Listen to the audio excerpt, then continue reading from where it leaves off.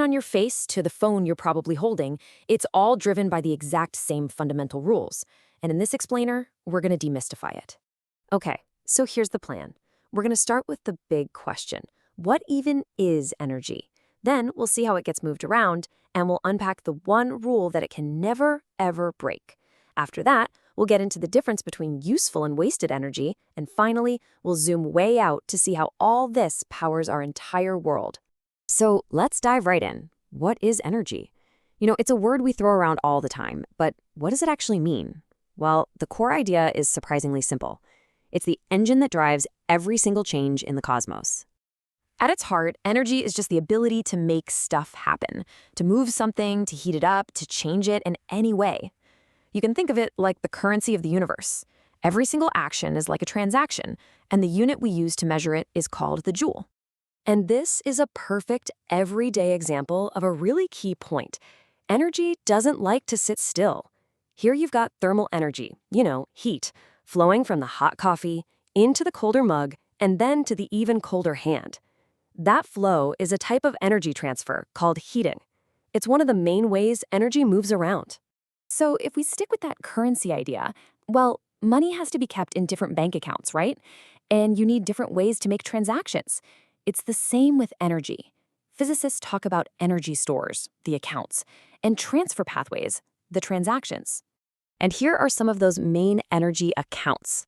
You've got kinetic energy, which is the energy of movement. There's chemical energy, which is locked away in things like batteries or the food you eat.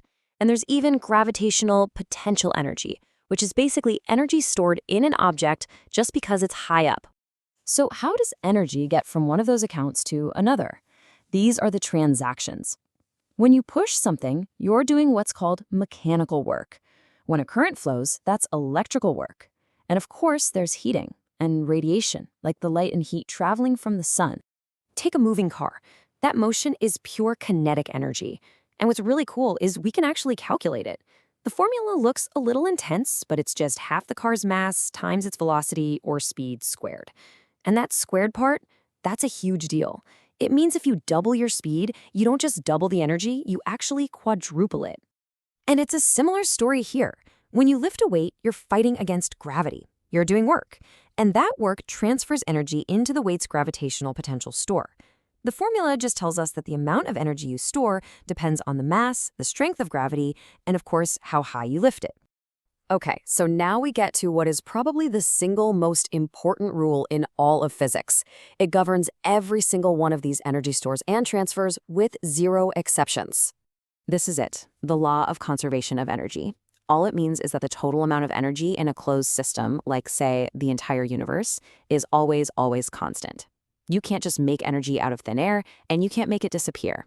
All you can do is change its form. And this light bulb shows that law in action perfectly. The energy starts out stored as chemical energy inside the battery. It gets transferred electrically through the wires, and then it gets converted into two new forms: radiation, which is the light we see, and thermal energy, which is the heat we can feel. See? The energy wasn't lost. It just changed from chemical to light and heat.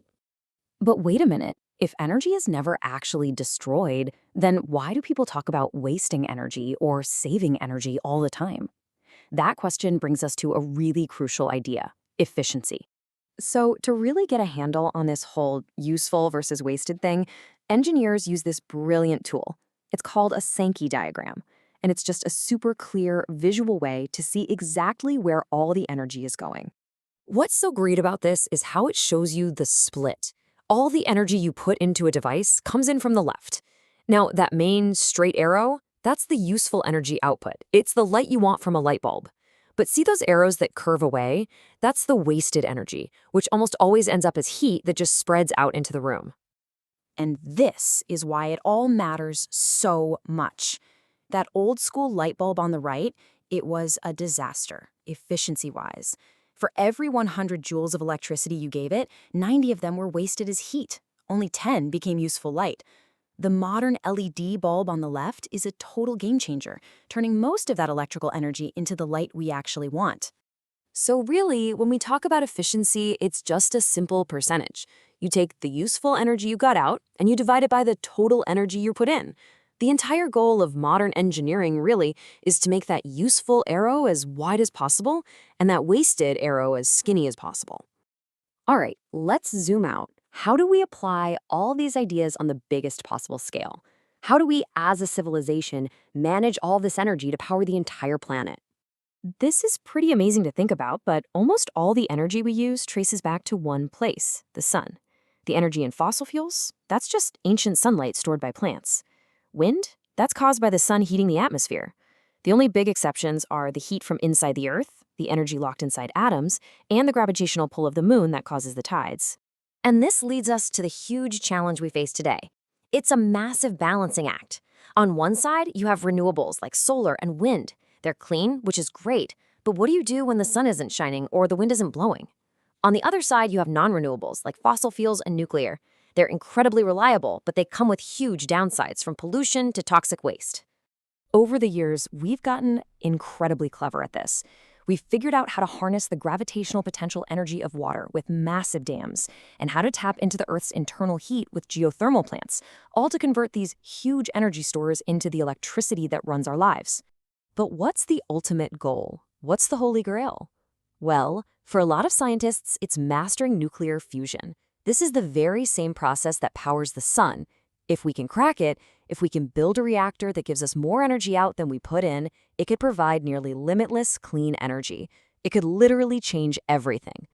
So after all this, from a simple cup of coffee to the heart of a star, it all comes back to managing those energy stores and transfers more efficiently. Our entire future kind of depends on it, which really leaves you wondering, where is that next big breakthrough going to come from?